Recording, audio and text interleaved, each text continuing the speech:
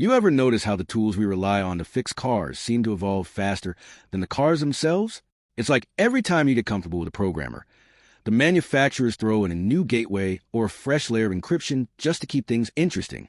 And with Volkswagen's MQB platform, especially the 5C and 5D keys, plus that SFD wall that went up around 2023, a lot of guys have been staring at their Lonsdor screens wondering if they're looking at a paywall or a dead end. Turns out, it's not a dead end. You just need to know which path to take. This is Baabji Motors.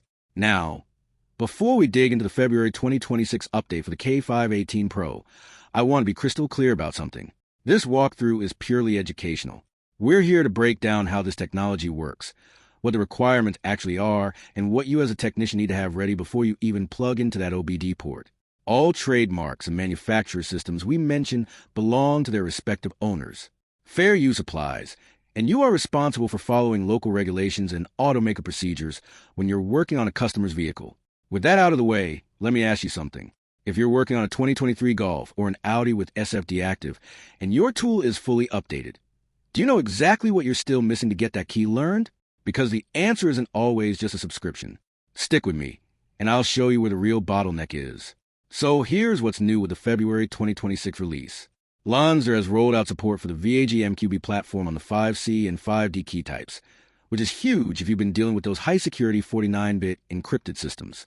They've also expanded BMW coverage on the G and U chassis, specifically for the BDC2, BDC3, BCP, and LCD-style modules. But the big headline, the one that's generating the most chatter in the forums, is the SFD unlock functionality for late-model Volkswagens and Audis. Now, here's where it gets layered. If you are running a K518 Pro with an active annual subscription, you do not need a separate license for these functions. Your subscription covers it. Just update the tool and you're live.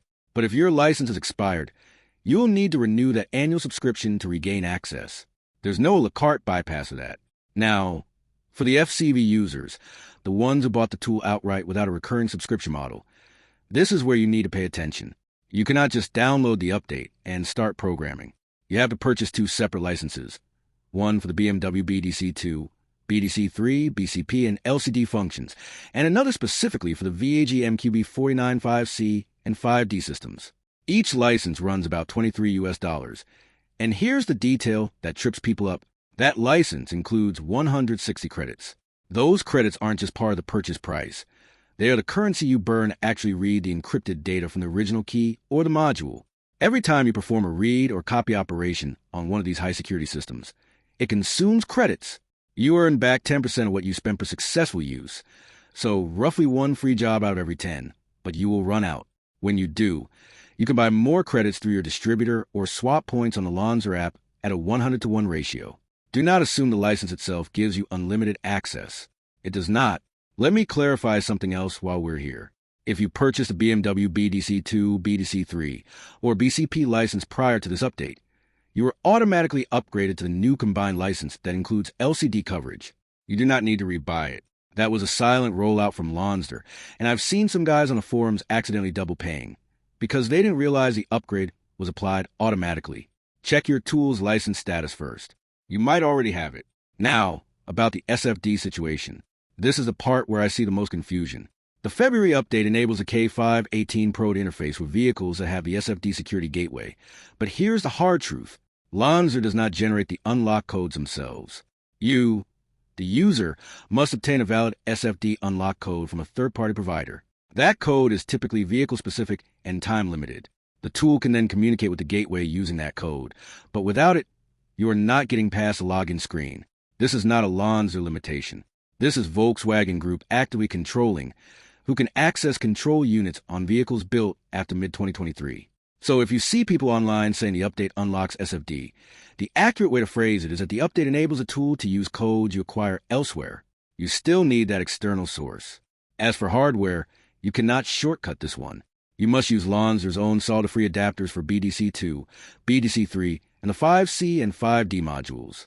I know the aftermarket clips are cheaper, and I know they work on other platforms, but they are not electrically compatible with the way Lonsdor communicates on these protocols.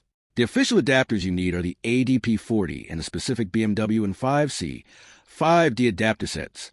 If you try to use a third-party clip, the tool will either fail to connect or worse, return a garbled dataset that wastes your credits and gets you nowhere. It's not worth the gamble. And the keys themselves. Look, you can try aftermarket blanks. Some of them will work. But if you want reliability, especially on the MQB49 5D keys, you are better off sourcing original equipment blanks. The encrypted handshake on these newer modules is unforgiving. A cheap blank with inconsistent transponder response times will sometimes program, sometimes not, and on the ones where it partially writes, you might end up with a key that starts the car but fails proximity lock functions. Baabji Motors sees this stuff come through the shop all the time. Spend the extra few dollars on the proper blank. It saves you the headache of a comeback. Here's where I want to land this. That question I asked you at the beginning. What percentage of your week is spent reacting versus actually engineering a solution? If you made it this far, you're not just a button pusher. You're someone who reads a fine print, who wants to understand why the tool behaves the way it does. And my honest take? Lonsdor's approach here is messy. The credit system, the license splits between FCV and subscription models, the SFD code handoff. It feels like 3 different product teams designed 3 different systems and bolted them together. It works, but it's not elegant. And I think it's fair to say that to your customers, this should look invisible. They shouldn't know you had to navigate a maze of credits and adapters and third-party codes. They just need their key to work. So my opinion, for what it's worth, is that this update is powerful, but it expects a lot of the technician. It expects you to stay informed, to verify your license status before you roll the truck, and have relationships with SFD code providers before the car is in the bay. That's not unreasonable, but it is demanding. Now here's a fun fact you might not have caught in the release notes. The 10% credit rebate applies retroactively within a single session, meaning if you read 10 keys back-to-back, you're not getting 1 credit back per job. You're getting a lump sum of 10% of your total spend, which often means you essentially get the 11th read free. It's not widely advertised, but if you're doing a fleet job, batch your reads together and you'll stretch your credits further. So here's what I'm going to ask you. If you worked on an SFD vehicle with this new update, did you find the third-party code process smooth, or was it the hardest part of the job? Drop that in the comments. Let's get a conversation going. Honestly, I'd love to see 100 of you share your experiences on that, because the more we talk through the real-world bottlenecks, the better we all get at this. If this breakdown helped you connect the dots, especially on the license versus credits distinction, hit the like button. Let's see if we can push that to 1,000. I know it's a niche topic, but 1,000 likes tells me you guys value the deep dives. And here's something I don't say lightly. Only a tiny fraction of the people watching these automotive tech videos are actually subscribed to the channels they watch. If you're watching this and you're not subscribed, you're a part of that 90+% who just passes through. Subscribing doesn't cost you anything, but it tells YouTube that Baabji Motors is worth keeping around. It helps us grow, helps us reach #1 in the automotive diagnostic space, and honestly, it makes it possible for me to keep investing the time it takes to produce these in-depth analyses. A few seconds of your click keeps the whole thing moving. And if you found this genuinely useful, share it with someone else who's struggling to get their head around SFD or MQB49 programming. Maybe save them the $100 mistake of buying the wrong adapter. I appreciate you sticking around.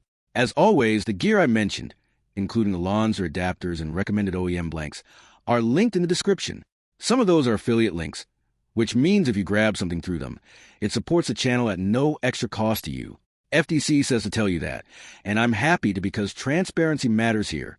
That's all for this one. Keep the diagnostics sharp. Keep asking the hard questions, and I'll see you in the next video.